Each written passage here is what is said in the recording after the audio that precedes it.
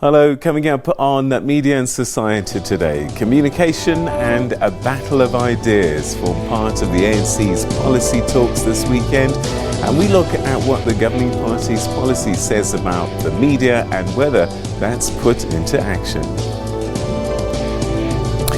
One of the issues on the spotlight at the conference is the funding of community radio. The ruling party is expected to propose that the MDDA must focus on funding the community radio stations for the long term. Former Northwest ANC Chair Supra Mahumapelo says that the ANC's rebranding must be discussed too. But what is Brand ANC and how is that being communicated? Hello and welcome to Media and Society on the SABC News Channel, independent and impartial. This is where we take a look at the intersection between media and audiences. My name is Peter Ndoro, standing in today for Naledi Moleo. Now, this show is not complete without your say, so connect with us via social media channels and share your views. We'd love to hear what your concerns are about how the media works and how we feed that media to you. And the social media platform to use, hashtag SABC Media and Society, or you can even call us on Johannesburg 011 714 6841 or 6842. That number again, Johannesburg 011 714 6841 or 6842.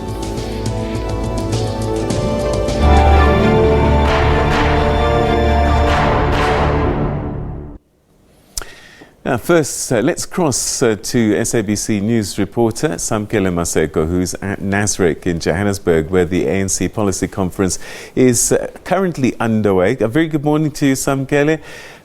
So many policy discussion areas, but the one that we are focused on today is around the media. Has that discussion happened? Has anything come out to the media about what they've said? In essence, Peter, the ANC did have the report backs of the preliminary discussions taking place at the commissions. You saw those report backs from the head of the ETC, Mamloko Kuba. You saw the Gender Equality Commission, which had a report back from Lindiwe Sisulu. You also saw on international relations a report back from Lindiwe Zulu, ANC head of international relations. You also saw Jeff Khadebe and Dr. Nkosazana Dlamini Zuma on governance issues and also issues pertaining to 80% of South Africa's economy is in the hands of a tiny 10%, whilst the majority 80% languishes in poverty, underdevelopment and unemployment. So you are seeing them being more realistic to the changing economic times of the country, looking at what is currently taking place in the country, the increasing prices of fuel, the shortage of energy, particularly with the failures of the power utility Eskom, and also the debate on the just transition from coal going to renewable energy, which is pretty much a startling debate within the ANC. When you look at how it first sprang out about 3 years ago, when Jeff Khadebe was still the Minister of Energy in the country, and the role of his brother-in-law through African Rainbow Minerals, that would be Patrice Motsepe, saying that these IPPs are meant to enrich Ramaphosa and his family, which were some of the allegations within the political space within the country. And also this policy conference is also looking at the relationship between the state and the private sector, with some delegates of the ANC, particularly those whom are largely left-leaning, are saying that the state under President Cyril Ramaphosa is pretty much massaging the capitalist class.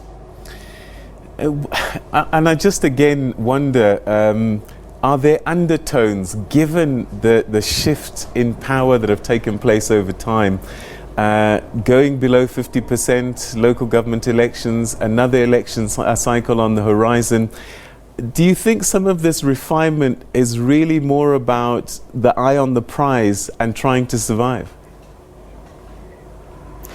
In essence, the ANC is trying to survive on the issues, particularly when you look at their dwindling electoral fortunes in the country and some of the issues that are seemingly coming out, and you are seeing them in the issue. We are expected to speak to the Minister of Police, Bheki Cele. We are going to abruptly bring him into studio right now, Peter, in order to get a response from him on what is currently taking place within Savannah Park in Durban on those shootings that took place within that specific part of town, and the response of the police commissioner there, who is the provincial commissioner Nhlanhla Mkhwanazi. Peggy, the Minister of Police, is going to respond on those particular issues. You do know that those particular individuals lost their lives yesterday in yet another shootout at a tavern in a relatively peaceful area of Savannah Park, which is in the area of the west of Durban, which is opposite Kwasanti, which is St. Windolins, and is also near the area of Cloudwater, which is also near Chatsworth, which has also seen rising numbers of crime within that specific area. We do know that the Provincial Police Commissioner Nhlanhla Mkhwanazi has been on the ground representing the police authorities within the country. The Minister of Police has now joined us to speak on these issues, particularly when you look at how the President of the country, during the opening of this policy conference, when he spoke about the escalating numbers of crime. Minister Cele, thank you very much for joining us. We are going to speak to you on that official capacity, even though this is an ANC gathering, but we'll plead that we speak in the capacity as the Minister of Police. That's okay. The shootings that took place in Savannah Park yesterday, the response from the police, where are you with trying to combat this crime and bringing those individuals to book? Yes, Savannah Park, that is Maran Hill in Durban. It's a place that would be mix of the middle class and people that are visiting there. The area per se this time is not a tavern or a shebeen. It looks like it's a tuck shop, but people, they bought some beer somewhere and they went there, they sat together and somebody came and shot. 5 people died there, and I think the 6th one died in hospital. The preliminary check of the police is that they were chasing 1 or 2 people, and some were at the wrong place, wrong time. But the investigation is still new, as you know, that it happened last night. I was on the phone almost the whole night and this morning with General Mkhwanazi, as you're saying, to say we'll have to find these people. Usually KZN, they respond much quicker than the other provinces. It does look like some good people have given some clues already. This morning we have some photos of those shooters. That's information I have. But in the shortest possible time, we'll have to find those people. Minister Cele, when you look at these particular crimes that are taking place of just random shootings across the country, whether it be at tuck shops, at shebeens, what could have been the motive for this shooting at Savannah Park? Well, the motive, when we finally find these people, you'll find that there are different motives. It's unfortunate that the bigger one has not been resolved, the Soweto one, where 16 people died. But the funny part of that one is that 13 people came from one village of Orlando. They came from Umzimkhulu. But in most of these cases we have arrested. The Ekurhuleni one, Katlehong, you know, is unfortunate that it had to be an officer that was arrested there. The Sweetwaters one, you know, it has been arrested. The motive looks like the Ekurhuleni one was personal. This person had a clash or whatever with the police. The Sweetwaters one in Maritzburg, Gangamalala, is a drug issue. There are guys that was chasing this guy. Other people didn't know. They tried to protect this guy, and they were at the wrong place at the wrong time. This one, there is something they're saying, but it could be too early to say so.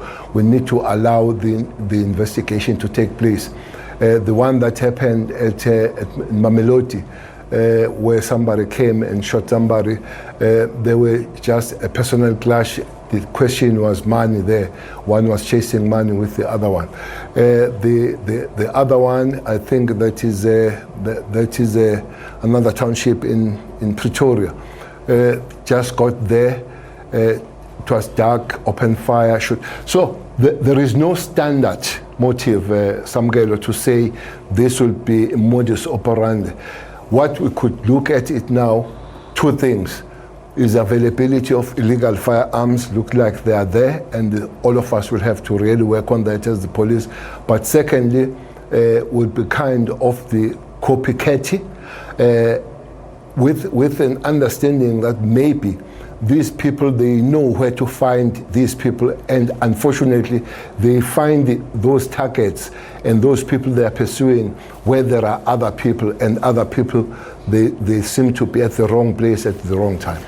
With the Police Commissioner General Ntatlam Khonazi being on the ground within the province and the specific area of Savannah Park, what are the community residents particularly saying to the Ministry of Police and to the Provincial Police Commissioner on what may be some of the concerning factors of this random shooting that would take place in this area?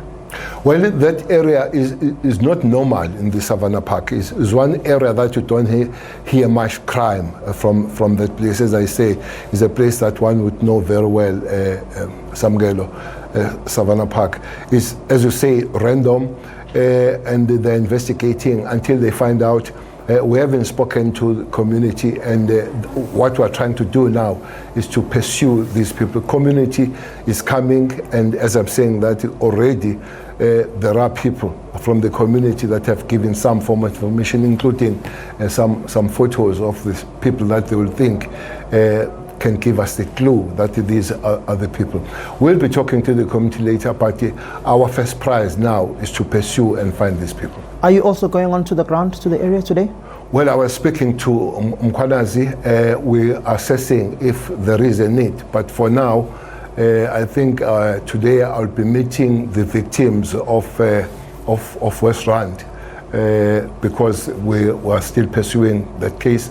Around about 12, I'll be meeting the victims and some families of the victims of Krugersdorp. So we'll take it from there if there is a need of going down to the ground. But if there is a need, yeah, one will go down there.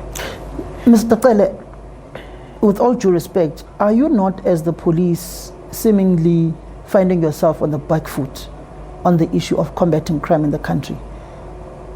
There's guns everywhere within the country, left, right, and center. Everyone just has a gun. Most of these guns are illegal, acquired illegally. How will South Africans feel safe with this country when you've got women whom are working in Krugersdorp shooting a film, repeatedly raped by, arguably, allegedly, by foreign nationals? Just yesterday, the police in KwaZulu-Natal nabbed in a random search in Maran Hill Toll Plaza an Intercape bus where an individual was found with an R5 rifle, who says that he had been hired to go perform a hit in Cape Town, and is found also with bullets and with armed machinery and with a big gun like that, with an R5, what is just randomly landing in the hands of criminals. Indeed, it's a pity that those that are prevented would not know. It was not random, that operation, Samgel. It was absolutely not random. It was intelligence driven. This guy was found there with these 90 bullets and with the gun. There are some of these things that are prevented. Unfortunately, once they're prevented, ourselves, we're not going to come public to the media to say this was supposed to happen, we have prevented it, and all that kind of thing. Indeed, it will be a first prize to prevent these things. But again, the police have been quite responsive. Look at the mayor of Shabane municipality. You know that those 3 people have been arrested. We're still chasing 5 of those people and all that. There's been this response. You know the response that happened to those that they robbed the shop at Mbangeni and they ran all the way from Mbangeni to near King Shaga. You know what happened there. There are others that they robbed the shops at Escort. They ran near Pinetown. You know what happened there. So there are responses. Unfortunately, we're losing lives. So we can't be saying we're doing best when we lose lives. It will be better if these crimes are prevented, lives are not lost. But I find police quite responsive this day. Those mass murders of Khayelitsha, you know, we nabbed a young man of 30 years there from Ofimvaba who's counted on 19 dead bodies. He has been arrested by the Western Cape police. But quite several of those have been prevented. I'm sure that's a prevention, that arrest of this guy who gets in this luxury bus with a huge gun and going to Cape Town all the way. So and he has been linked already, that guy, on other matters in KZN, Nanda and around. So he's a known hitman, he's in Gabi and all that. So arresting such people that are involved in such mass killing, it does help us to say we are reducing this pool of killers, but indeed we need to do much better in terms of guns, as I've considered that we have too many guns. And this is Ngabi. I hope that these Ngabis will be put in place where they're supposed to be and permanently put there.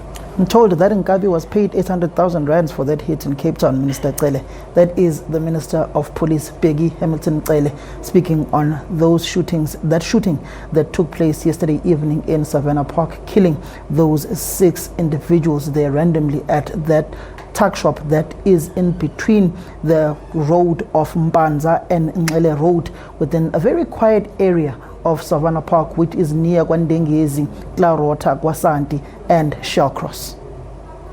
Samgele, we'll leave it there. I know you've got a long day ahead of you and we'll be crossing to you several times. So thanks very much indeed for that update. That's one of our political commentators, reporters, watching political affairs for us at the ANC's National Policy Conference, currently taking place at Nasrec in Johannesburg. Still to come, we're going to have an important conversation because one of the policy discussions is around the media. The ANC's dubbed it the battle for ideas and communication, and the SABC is in there as well, amongst other issues. Stay with us for that conversation.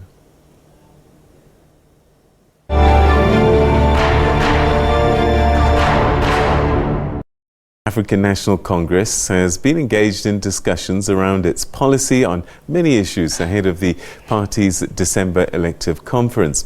Communication and a battle of ideas is a huge closed-door policy discussion this year. Media and social media have been important parts of the ANC policy until now as well. However, we are only privy to what's going on inside through briefings that the party does with the media.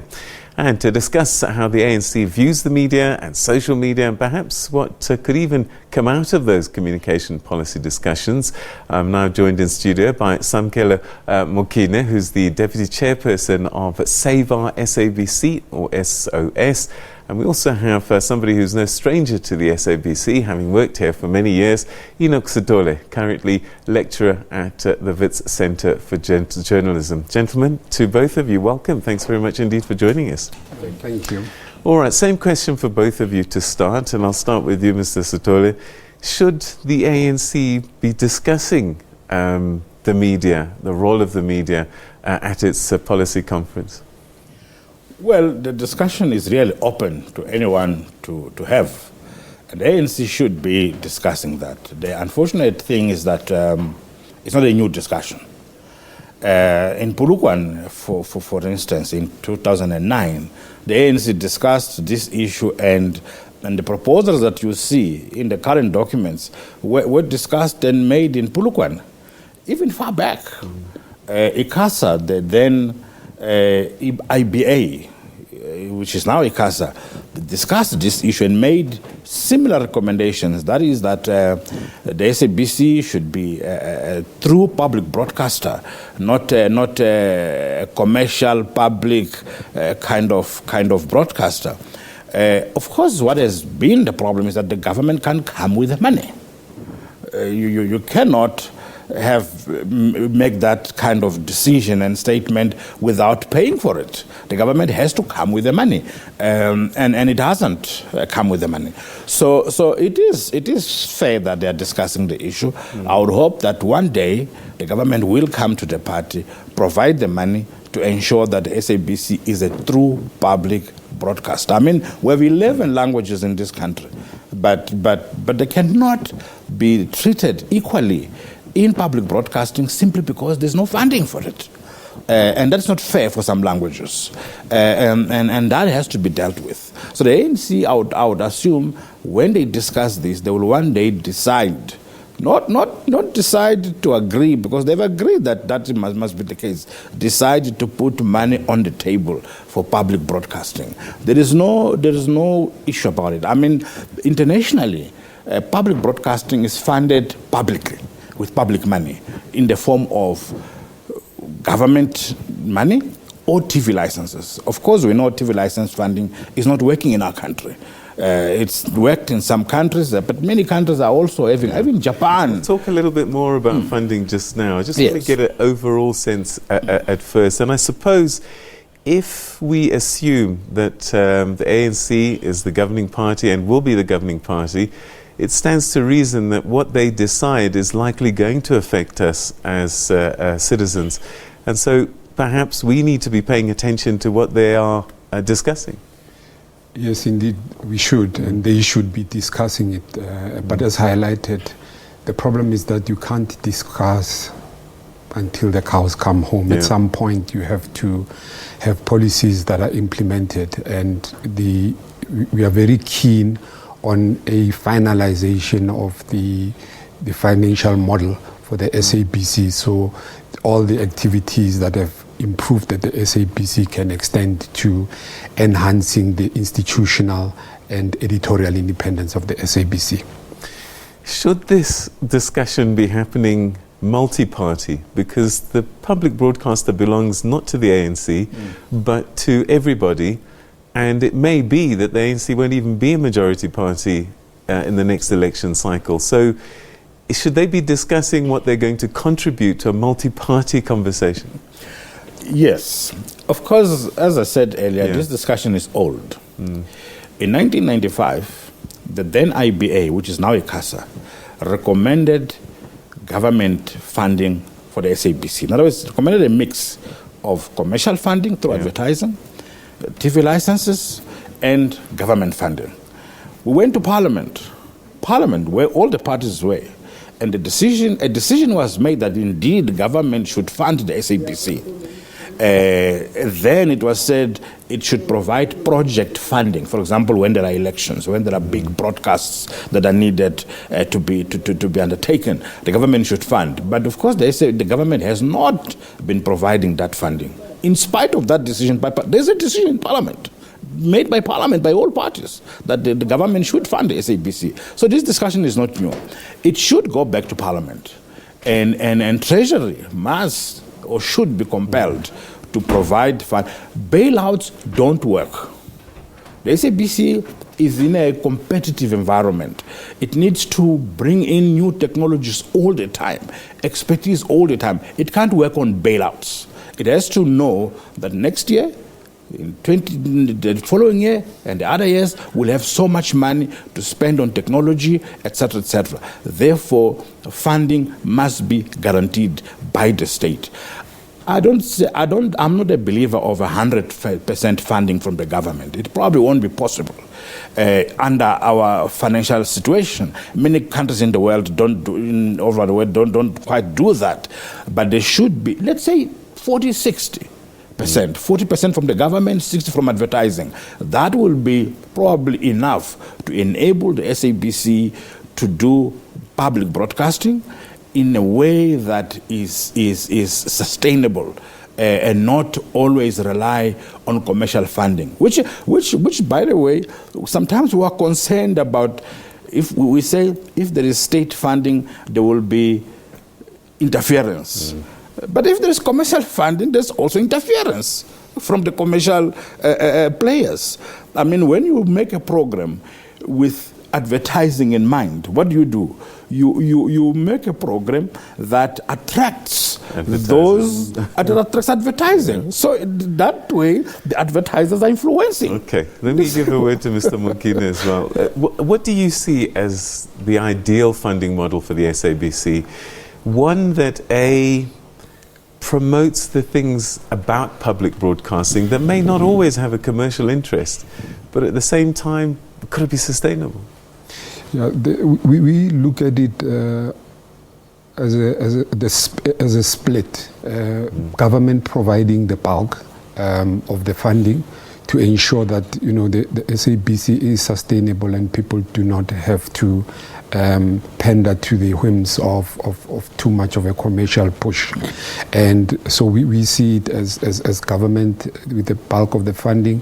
Then we have sponsorships and advertisers and what we call a public information levy, whereby individuals that can and will have access to any sort of platform where they can access news and public service content are charged a levy, and by so doing that will even out all the risks around having advertising having too much of a push. So TV licenses have got to go. I mean, as a model, it's not functional anymore. So how else do we collect from individuals to pay for their viewing?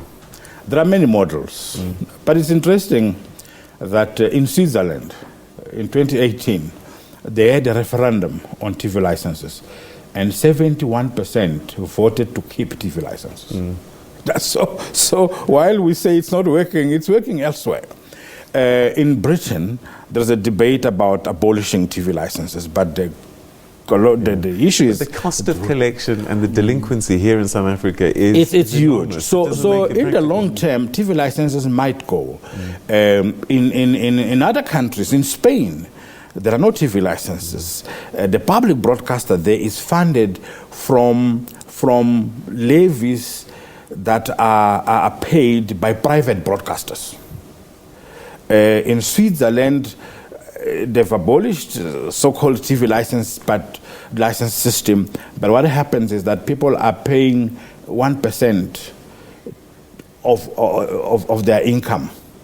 So there is a 1% taxation of your income to pay for public broadcasting. So it's no longer called TV license, it's called public media license or public media fee or levy or tax. So there are many ways that could be looked at. Obviously, in South Africa, issues are very difficult. In other countries, people pay for their TV licenses with their electricity bill. But we know in this country, people are not even paying for electricity. Yeah.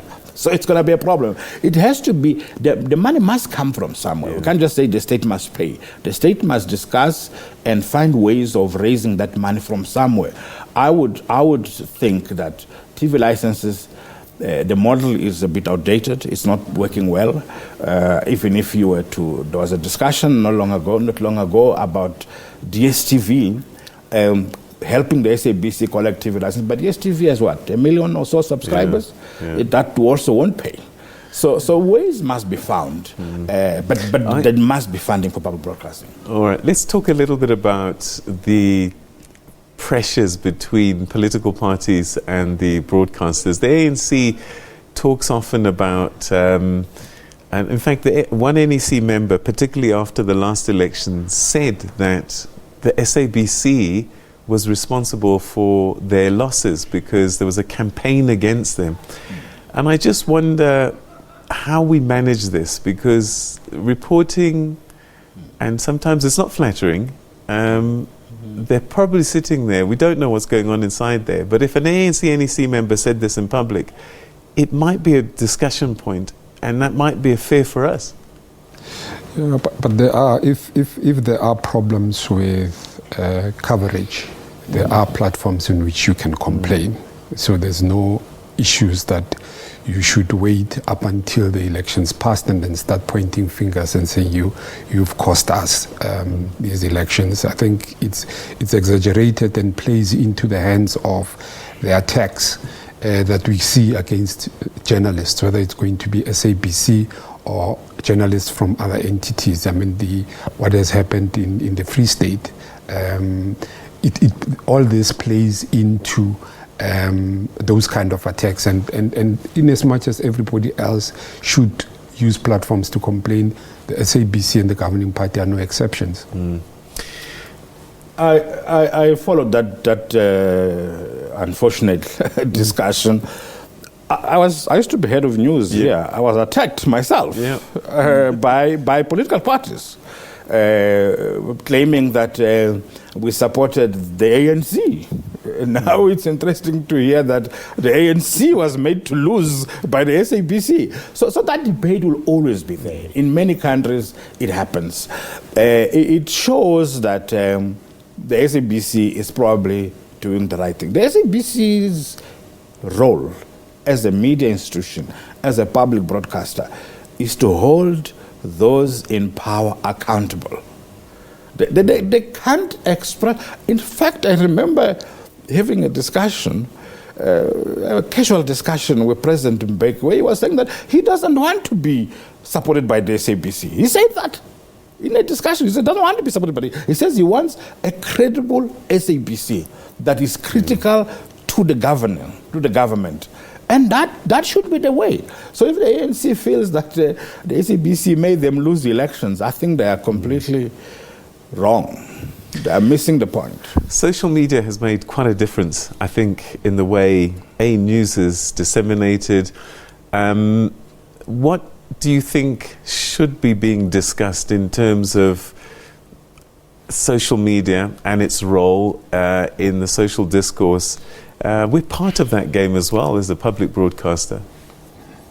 Yeah, as long as we don't resort to switching off the internet, I'm happy. But there must be a balance that's found to make sure that people don't run amok like some people do on the social media networks, and that there is some sort of agreement around how best to pursue any activities and discussions around social media. And with the advent of misinformation and disinformation, that becomes quite crucial. All right, 30 seconds each. What would give you comfort coming out of this ANC policy conference regarding the media and the governing party? One, a decision to fund the SABC to a good tune, not bailouts. Remove bailouts, fund the SABC to 30-40% of its budget. When it comes to social media, I'm a believer in journalism, but I accept that social media is there. So you'll have so-called citizen journalism.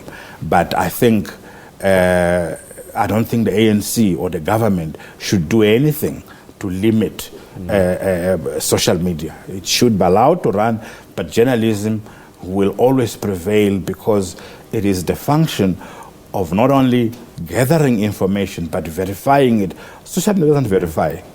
So we journalists... But it must be policed though, I'm sure, because otherwise disinformation... Yes, but the policing must not get anywhere close to limiting. Right, censorship. Yeah, it mustn't get to censorship. Okay. Let it thrive, but let there be ways, journalism, to purify it. Okay. 30 seconds, Mr. Mokine. What would give you comfort coming out of the policy conference? Definitely something firm in terms of a decision to fund the SABC. There must be a mixture and all the financial modeling needs to happen so that we know how best, what kind of percentages would work for the SABC.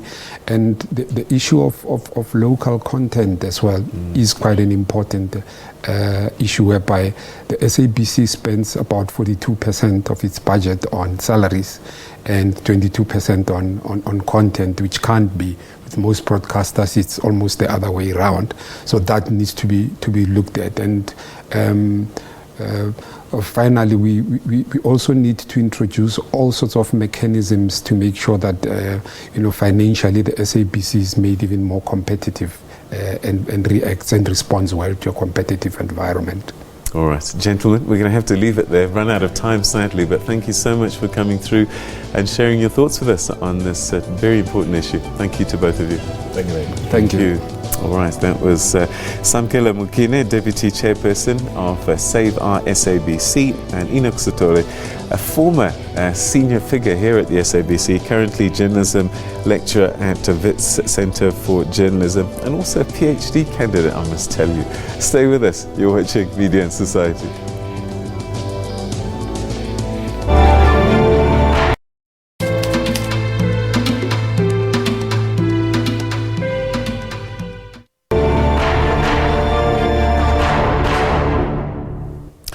Welcome back. You're still watching Media and Society. Now, the ANC policy documents have mentioned its importance in the past. Within the TV space alone, there's mention of the public broadcaster, which is the SABC, MultiChoice, Bay TV and others. Now, this diversity importance is mentioned in other mediums too, beyond television. And to talk about media diversity and media development and Diversity Agency's acting CEO, Mzovukile Kasha. Thanks very much indeed for joining us. Welcome to the program. Good morning, Peter, to you and SABC viewers. It's good to be here. All right, just remind our viewers before we carry on what the role of the MDDA is when the government set you up. What were you supposed to be doing? Well, in the simplest form, MDDA is a state entity that supports community media. So the support is in all different forms. And then if I would just have to maybe break down the community media, then I would mean it's print and digital media, it's community radio and community TV.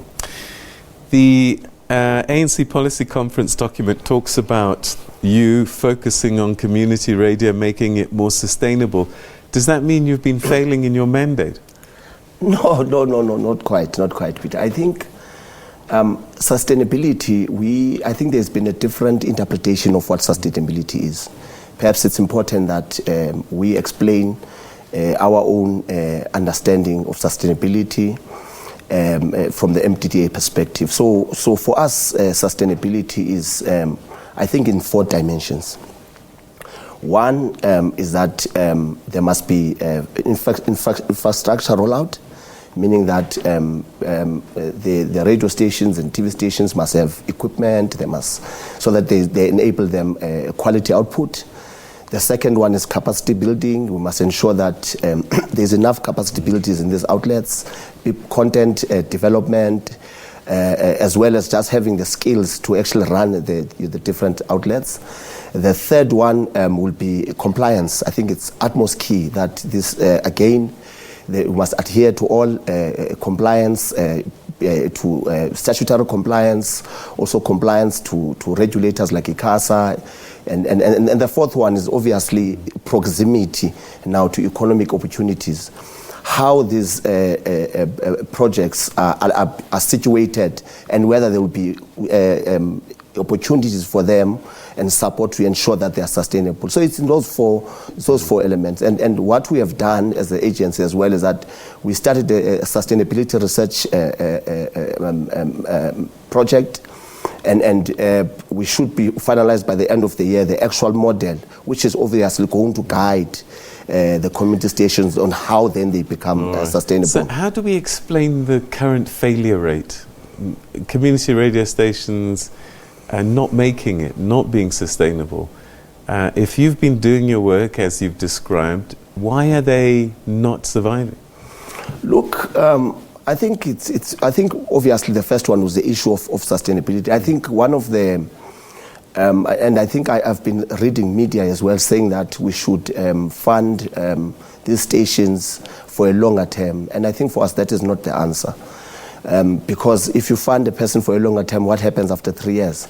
So we have been doing that. I've been supporting community media for it's close to 20 years now.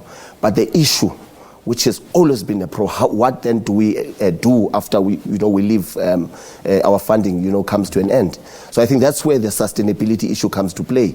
It's not about a consecutive funding, but to ensure that when we have set you up, we have assisted you in terms of liquidity for that period. How do we ensure that when we leave your institution, to ensure that you are able to run and continue as a station? So we have been doing that, and hence now we are coming with this new model to ensure that above on what we are doing, how do we ensure that there is then sustainability going forward? There was a question raised about how much government should spend in terms of advertising on community radio stations. Is that something, because you're a state agency, you should be having these discussions, is that something that's being addressed? Because that would be a vehicle, and also you reach people in their communities. Completely agree with that, Peter. I think it's a serious debate that I think we continue to advocate for. There has been a discussion that government spend on adverts should be about 30% on community media. And we fully align with that because if the government departments would in their media plan, they should apportion at least good 30% to ensure that it supports these organizations. And discussion has taken place in different platforms. We continue to sell this idea as well. And part of that number 4, when I was saying a linkage to economic opportunities, we want to ensure that this 30% goes a long way to support these organizations as well. But we're not only looking at government. Remember that 30% is only government, but how does private sector also come to the party as well? Concentration cannot just merely be on government. How do we ensure that also private sector assists the organization to ensure that we have a vibrant and a sustainable community media sector? How much engagement is there between you as an agency and the governing party in terms of things like diversity in the community media? Well, there is some interface. Remember, we interface because we, through Parliament, which is an institution that provides an oversight, so there are government, there are parliamentarians that are coming from the ruling party there. And secondly, they do source in terms of our ideas, they do source our policy inputs, and obviously they source in terms of what our challenges administratively. And then this is some of the inputs that we obviously submit to the governing party in various platforms. And we're expecting them to engage with that input as they're going through the finalization of this process and make sure that all the issues that were raised are obviously incorporated into the final policy that will obviously govern the space. How big a conversation should community media be at NESREC right now? It should be, it should be one of the most. In fact, in the task team, the communication and battle of ideas, for me that should be really a key item that should be seriously discussed. Because, as you had said, Peter, the community media is right at the coalface of the people. Yeah. It's a medium that obviously educate, inform in people in their languages that they are comfortable in. And it should be one of the most important medium to disseminate information to the public. So we are hoping that this discussion takes a center role, and obviously it's incorporated into the future plans the future plans into the community in the communication policy. All right. Should they be discussing you? Because a lot of people have been pointing fingers at your agency saying you're not doing what you're supposed to be doing.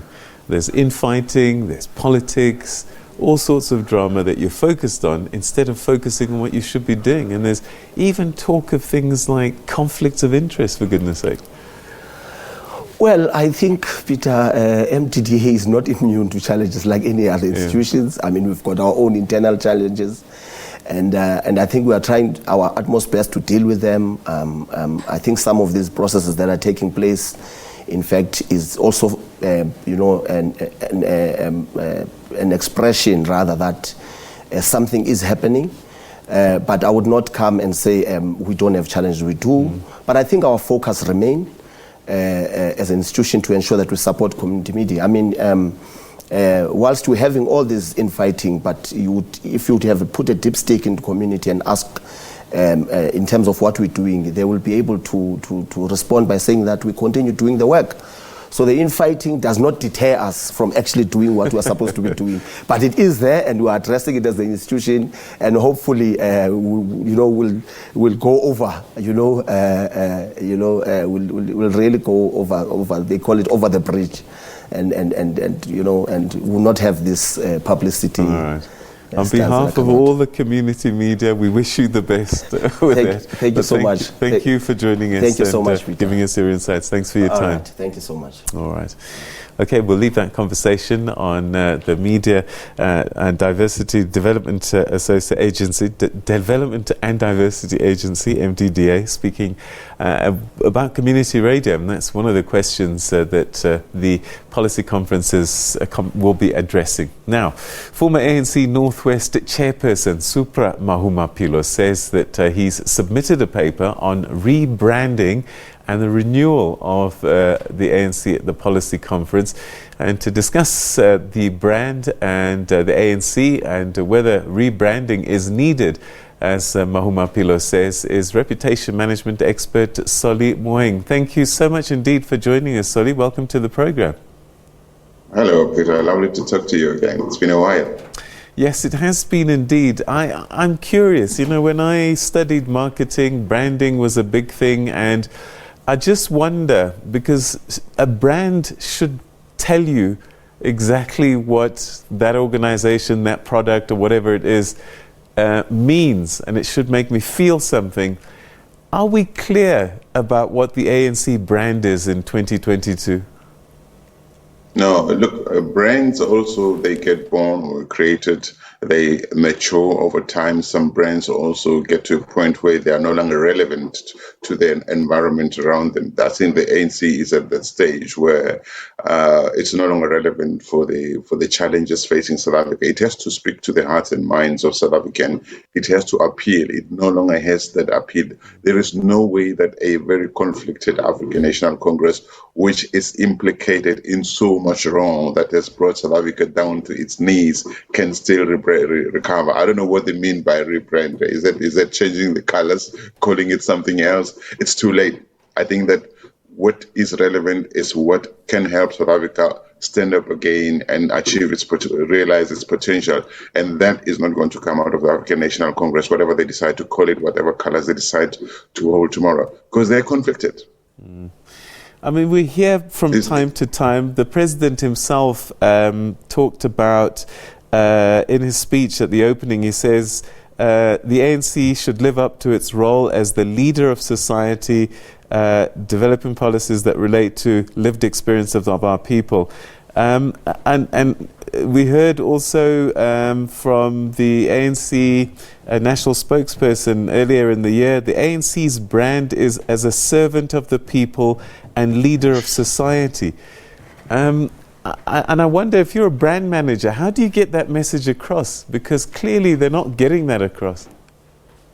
Well, the thing is, first of all, it's been 30 years that the ANC has been, I mean, it's having conversations today as if it's just been elected into power. It's 28 years, almost 30 years that it's in power. If it cannot get it wrong, it couldn't get it wrong in 28 years, it can't get it wrong right today. And the thing is also, you need to be consistent. As a brand, all brands that are successful, that go a long way, that, you know, that touch their audiences in the right way, are consistent. And you don't just need to have consistency outside, you need the consistency inside. We saw what happened to the president when he tried to speak in KwaZulu-Natal last week.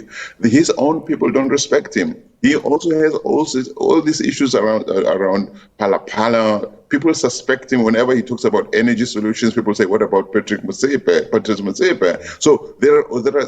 If you can't believe in the leader, the leader is not able to be consistent, if the values of the brand are not clear and they are not adhered to by all the adherents of the brand cannot appeal to outsiders. If you can't have that consistency inside of yourself, how do you expect people to believe it? Because you send out totally conflicting messages all the time. That's why the ANC is not able to communicate clear economic and political policies for South Africa, because it doesn't agree on which direction to take. In branding, particularly in commercial spaces, a brand is supposed to help you make a purchasing decision. Is a brand in the political sense about convincing people to vote for them? Yeah, absolutely. It is about convincing people. The ANC had that pull factor as a brand in the